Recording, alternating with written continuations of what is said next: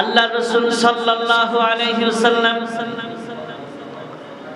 প্রথম রমজানে ইতিকাফে বসে গেলেন।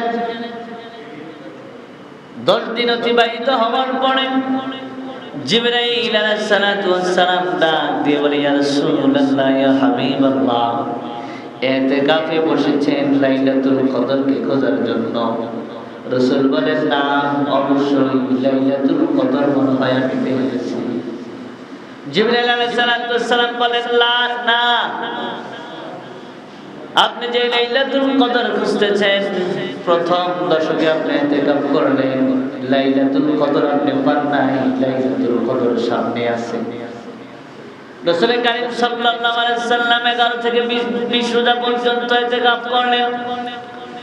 জিবরাইল আলাইহিস সালাতু ওয়াস সালাম আবার আসলেন আর ডাক দিয়ে বললেন, ইয়া রাসূলুল্লাহ, ইয়া হাবিবাল্লাহ, লাইলাতুল কদর আপনি পান নাই, লাইলাতুল কদর সামনে আছে।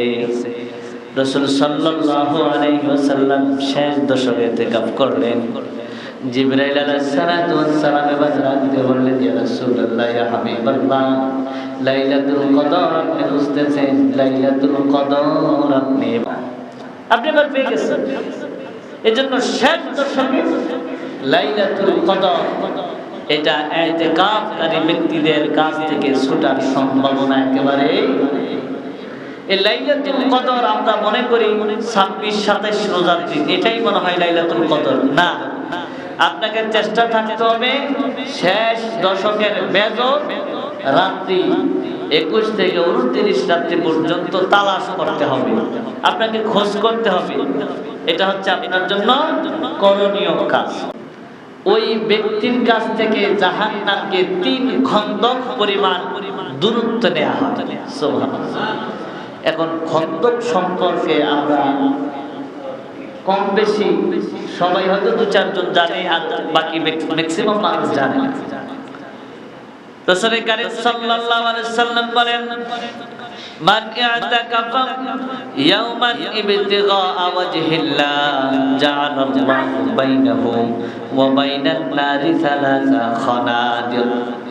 রাসূল কারীম সাল্লাল্লাহু আলাইহি ওয়াসাল্লাম বলেন, যে ব্যক্তি আল্লাহ রাব্বুল আলামিনের সন্তুষ্টি লাভের উদ্দেশ্যে শেষ দশকে যদি কোনো মানুষ ইতিকাফে বসে, আল্লাহ রাব্বুল আলামিন ওই বান্দার কাছ থেকে জাহান্নামকে 3 খন্দক পর্যন্ত দূর করে দেয়। সাহাবারা জিজ্ঞাসা করলেন, ইয়া রাসূলুল্লাহ, ইয়া হাবিবাল্লাহ, আপনি যে খন্দকের কথা বললেন, খন্দকটা কি বুঝলাম না।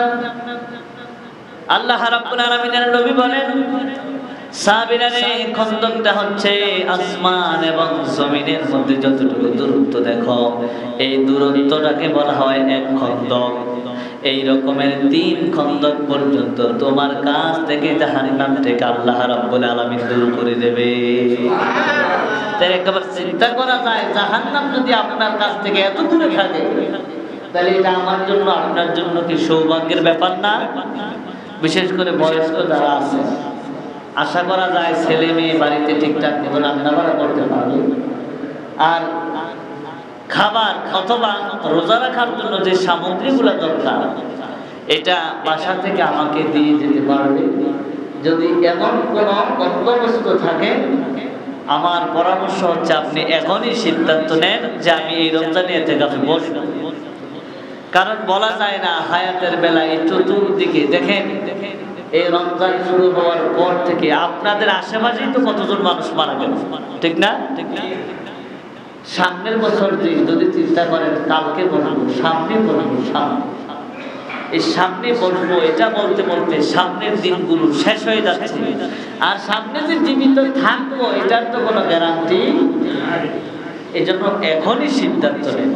আজিরা মানুষ, আপনার কাজ নাই কাম নাই, যে সময়টা বাড়িতে দেন এই সময়টা মসজিদে দেন।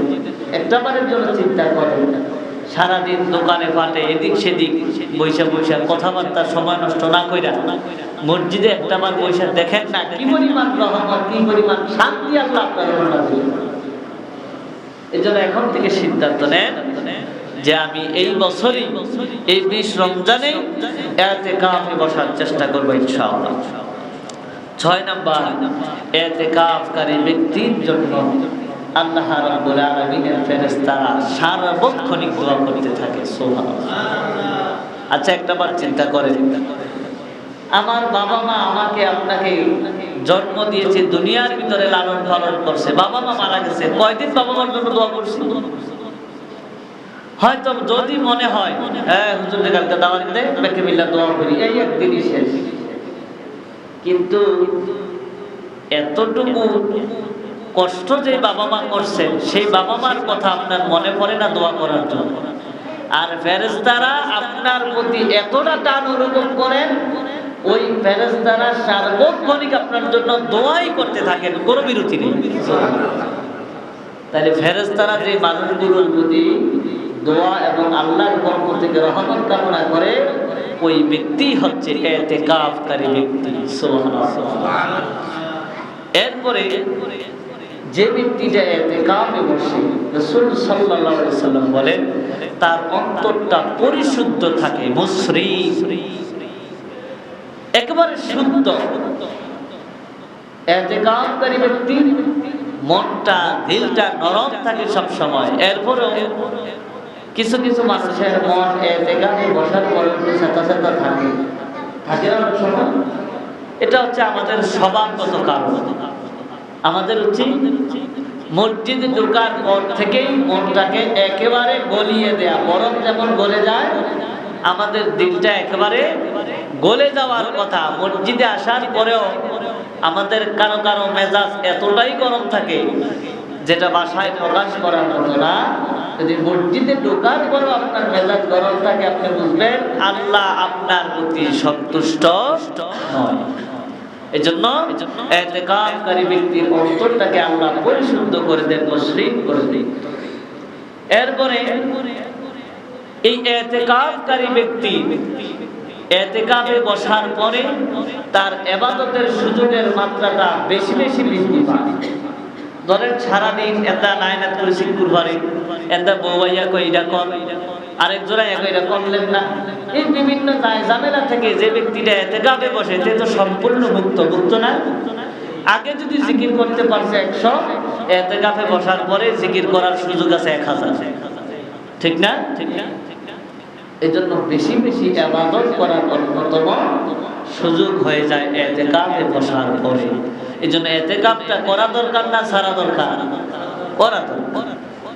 এরপরে ইতিকাফ করার জন্য যে মানুষটা বসে সেই রাসূলের একটি সুন্নাত জীবিত করে, সুন্নাত জীবিত করে। ইতিকাফ এটা সমাজের পক্ষ থেকে 2-4 জন 5 জন মানুষ বসে। আমাদের এলাকার প্রত্যেকটা মানুষের উচিত যে ব্যক্তিরা ইতিকাফে বসছে তাদেরকে খাবার দরকার, খেজুর দরকার, কি দরকার তাদের প্রয়োজনে সামনের দিকে অগ্রসর হওয়া। আয়েশা মাঝে মাঝে জিজ্ঞাসা করা, ভাইজান আপনাদের জন্য কোনো কিছু লাগবে কিনা? এক হচ্ছে রোজাদারকে ইফতারি করাইলে এমনি তো সওয়াব, তাও আবার ইতিকাফকারী, সওয়াবের কোনো মাত্রা আছে। কিন্তু আমরা এতটা ব্যস্ত, এতটাই ব্যস্ত, ইতিকাফকারী আইয়ে এখানে অসুস্থ হয় না মইরা যায়, অনেক ক্ষেত্রে চাওয়ার মতন কোনো সুযোগ আমাদের হয় না। সিদ্ধান্ত নেন ইতিকাফকারী যারা আছে তাদেরকে আমরা এই 10টা দিন অন্তত ইফতারির ব্যবস্থা করব, আমরা ভোর রাতে খাবারের ব্যবস্থা করব। এটা সিদ্ধান্ত নেন, আপনি খাওয়ান। সওয়াব কি আল্লাহ দিবে না? অবশ্যই দিবে। এটা আমাদের চিন্তা ভাবনা করা উচিত, কিন্তু আমরা সেটা করতে পারছি না। এরপরে ইতিকাফকারী ব্যক্তি সে আল্লাহর নৈকট্য লাভ করার উদ্দেশ্যে ইতিকাফে বসেন। আল্লাহ রাসূল সাল্লাল্লাহু আলাইহি ওয়াসাল্লাম বলেন, যেহেতু নৈকট্য লাভের উদ্দেশ্যেই বসেন, আল্লাহ ওই বান্দার জন্য যতগুলো রহমতের চাদর আছে সমস্ত চাদরগুলো খুলে দেয়, বান্দা যা বলে সাথে সাথে কবুল করে। সুবহানাল্লাহ। কালকে কই না, কারণ যারা বলবো তারা করবে, বাহিরে গ্রহণ করবে। তাহলে মর্যাদা। আরেকটা ফজিলত, রাসূল কারীম সাল্লাল্লাহু আলাইহি ওয়াসাল্লাম বলেন, যেই ব্যক্তি ইতিকাফের নিয়তে মসজিদের মধ্যে শেষ দশকে অবস্থান করবে, কথাটা একটু খেয়াল করে শুনেন। আমি অনেকের সাথে কথা বলি, অনেকে মাঝে মধ্যে বলে হুজুর সামনের বছর হজ যাবো দোয়া করে, বলেন কি বলেন না? অনেকেই বলে, এটা আশা, মানুষের একটা আশা। রাসূল বলে তুমি হজ করতে যাওয়ার পরে হজ কবুল হইতেও পারে, নাও হইতে পারে। কারণ আমাদের চিন্তা ভাবনা, যে চিন্তা ভাবনা হজ করতে যাওয়ার পরে এমন বহু হাজি আছে খানা একটু এদিক সেদিক হওয়ার পরে জনমের গালেন গাল দেয়। আপনি তো হজ করতে আসছেন, সারা বছর খাইছেন না, 2-4 দিন একটু কষ্ট, অসুবিধা কি? কিন্তু গালাগালি করে লুন হয় নাই, এটা হয় নাই, বিভিন্ন জায়গায়। সুতরাং এই বাজে কথাবার্তা নিয়তের কারণে হজ হইতেও পারে, নাও হতে পারে। আল্লাহ রাসূল বলেন তুমি যে শেষ 10 দিন ইতিকাফে বসলা, ইতিকাফে বসার কারণে নিয়তটা যদি সহি থাকে, 2টা কবুল হজের সওয়াব এবং 2টা কবুল উমরা হজের সওয়াব তোমার আমলনামায় দিয়ে দেবে। তাহলে চিন্তা করা লাগে যে কি পরিমাণ সওয়াব আল্লাহ আমার আমলনামায়, আপনার আমলনামায় দিবে যদি এই ইতিকাফ আমি আপনি করতে পারি। এজন্য আমাদের সকলের উচিত ইতিকাফে বসার জন্য নিয়ত করা। এখন থেকে নিয়ত করেন যে আমি শেষ দশকে ইতিকাফে বসবো। ইতিকাফে বসার মুখ্যম দিন হচ্ছে, অনেকে 3 দিন 4 দিন 5 দিন এই জাতীয় দিন বেরিয়ে বসে। ইতিকাফে যদি কেউ বসতে চায় 20 সপ্তাহই বসতে হবে। ওই 3 দিন 2 দিন 5 দিন বসার কোনো সুযোগ নাই।